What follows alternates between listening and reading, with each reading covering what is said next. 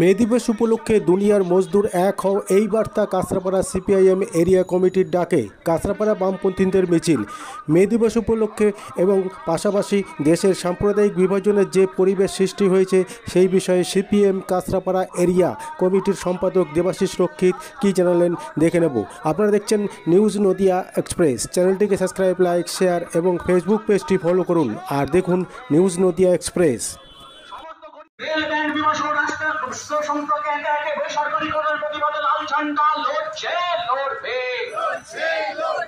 বেসরকারীকরণের নাম করে দিকে দিকে শ্রমিক শাসনের বিরুদ্ধে সমস্ত মানুষ এক হও। এই শ্রমিক শোষণের বিরুদ্ধে সমস্ত মানুষ এক হও। এই শ্রমিক শোষণকে গুড়িয়ে দিতে লড়ছে, লড়বে। এই ধর্মের বিভাজনকে পরাস্ত করে শ্রমিক কৃষকের ধর্মের নামে মানুষকে বিভাজিত করে হক রুজিকে কথা ভুলিয়ে দেওয়া যায়নি, যায় না, যাবে না। তার নাম হচ্ছে সমাজতন্ত্র, যারা হচ্ছে এই পুঁজিবাদীদের এই শোষণ, এই বঞ্চনাকে চ্যালেঞ্জ জানাতে পারে। আজকে সেই চ্যালেঞ্জ জানানোর শক্তি খুব কম, ক্ষীয়মান, ফলে তারা আগ্রাসী হয়েছে। সেই কারণের জন্য আমেরিকার পুঁজিপতিও যা বলছেন, ভারতবর্ষের পুঁজিপতিও তাই বলছেন। সে কারণে মোদিও যা বলেন, ট্রাম্পও তাই বলেন, নিজের নিজের দেশের মতন করে বলছেন। এর পাশাপাশি দেখা গেল কাশ্মীরের ঘটনার পর বাংলার বহু বাঙালি শ্রমিক যারা বাইরের রাজ্যে গেছে তাদেরকে আটক করা হয়েছে। ঠিকই তো, আমরাও তো তাই বলছি। শুধু বাংলার শ্রমিকদের আটক কেন, গুজরাটে আপনারা দেখেছেন, যারা দেখবেন গুজরাটের আহমেদাবাদ শহর সুরাটে বাংলার মানে হচ্ছে যে জরি শিল্পী, সোনার কাজের শিল্পীরা হচ্ছে ভর্তি। আপনি যদি পূর্ব মেদিনীপুরের দিকে যান, ঘাটাল, পশ্চিম মেদিনীপুরের ঘাটাল, এই জায়গাগুলোতে আপনারা পাঁশকুড়াতে বহু শ্রমিক এই সমস্ত জায়গায় হচ্ছে যারা কাজ করতে যাচ্ছে। এরা অনেকেই হচ্ছে ইসলাম ধর্মাবলম্বী, ফলে আক্রমণটা আরো বাড়ছে, ঘটনাটা হচ্ছে। এবং দেখুন, সারা ভারতবর্ষ জুড়ে একটা ছবি তৈরি করা হচ্ছে যে ইসলাম ধর্মাবলম্বীরাই হচ্ছে জঙ্গি। এইটা একটা খুবই খারাপ প্রবণতা। কিন্তু কাশ্মীরের ঘটনাটায় যেভাবে বলা হচ্ছে ধর্ম পরিচয় নিয়ে আক্রমণ করা হচ্ছে, সবটা সত্য না। ধর্ম পরিচয় নিয়ে যদি আক্রমণ করা হবে, যদি তাই হয়ে থাকে, তাহলে এই পর্যটকদের মধ্যে কাউকে কাউকে দিয়ে আদিল শেখ নামে যে ইসলাম ধর্মাবলম্বী অর্থাৎ মুসলিম যুবকটি ঘোড়ায় বেড়াতে নিয়ে গিয়েছিল, সে ওই পর্যটকদের বাঁচানোর জন্য সে কিন্তু ওই জঙ্গিদের বন্দুকের নলের সামনে দাঁড়িয়ে নিজের জীবন দিয়েছে।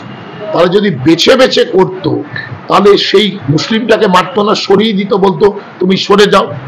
আসলে জঙ্গিদের কাছে ধর্ম বর্ণ ব্যাপার নয়, তাদের লক্ষ্যটাই হচ্ছে যে দেশে অস্থিরতা সৃষ্টি করা, উন্মাদনা সৃষ্টি করা, বিভেদের ক্ষত তৈরি করা। কিন্তু বিরোধীরা তো বলছে ইসলামী জঙ্গিরাই বেশি।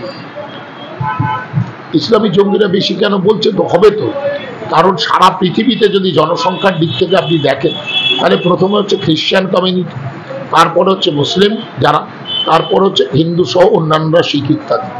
ফলে সমস্ত ইসলামী কখনোই হচ্ছে যে জঙ্গি হতে পারে না। আপনাকে দুটো তিনটে কথা আমি বলি।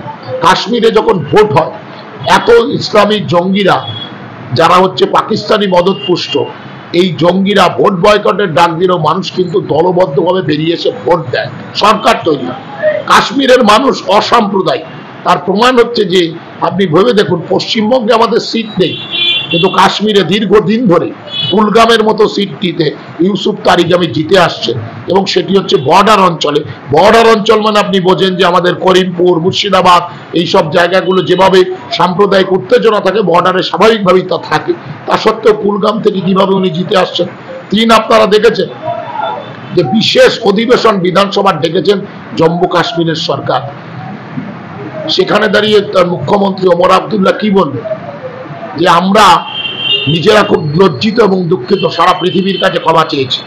আমি মুখ্যমন্ত্রী হিসাবে এই জন্য দুঃখিত, আইন শৃঙ্খলার সেনার সব ভার আমার উপর নয়, কিন্তু তা সত্ত্বেও পর্যটকদের আমরাই ভূস্বর্গে আসবার আমন্ত্রণ জানিয়েছিলাম, তাদের নিরাপত্তা দিতে পারিনি। আমি দুঃখিত, লজ্জা, ক্ষমা প্রার্থী। কিন্তু তাই বলেই এখানে বিশেষ রাজ্যের অধিকার, এই পরিস্থিতি আমি চাইবো সেটা হতে পারে না। কাশ্মীরের বিধানসভা সর্বসম্মতভাবে উগ্রপন্থী হানার নিন্দা করছে।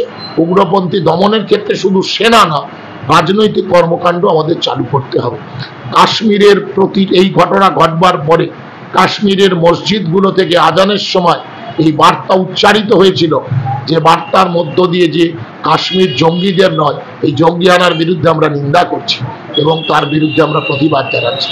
এই যখন রক্তস্নাত অধ্যায়, যখন বলা হচ্ছে ধর্মীয় পরিচয় থেকে খুন হয়েছে, তখন ভারত মাতা নিয়ে যারা চিৎকার করছেন, সেই ভারত মাতার সীমান্ত রক্ষা করতে গিয়ে বাংলারই রবীন্দ্র নজরুলের বাংলার একজন সেনা, ভারত সেনায় যিনি কাজে যুক্ত হয়েছিলেন, সেই ঝন্টু শেখ, তিনি হচ্ছে যে প্রাণ দিয়েছেন উগ্রপন্থীদের ডাকে।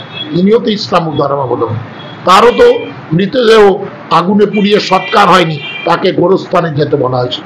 সুতরাং ভারতবর্ষের ইতিহাস এটা না। ভারতবর্ষের ইতিহাস অসাম্প্রদায়িক, ধর্ম বর্ণ জাতি বর্ণ নির্বিশেষে বৈচিত্র্যের মধ্যে ঐক্যই ভারতবর্ষের সুমহান ঐতিহ্য। মোদী মমতারা এটা ভাঙতে চাইছে। RSS এর গবেষণাগার থেকে ডাইরেকশন দিয়ে আমরা আমাদের সত্যি স্বার্থ নিয়ে রুখে দাঁড়াচ্ছি।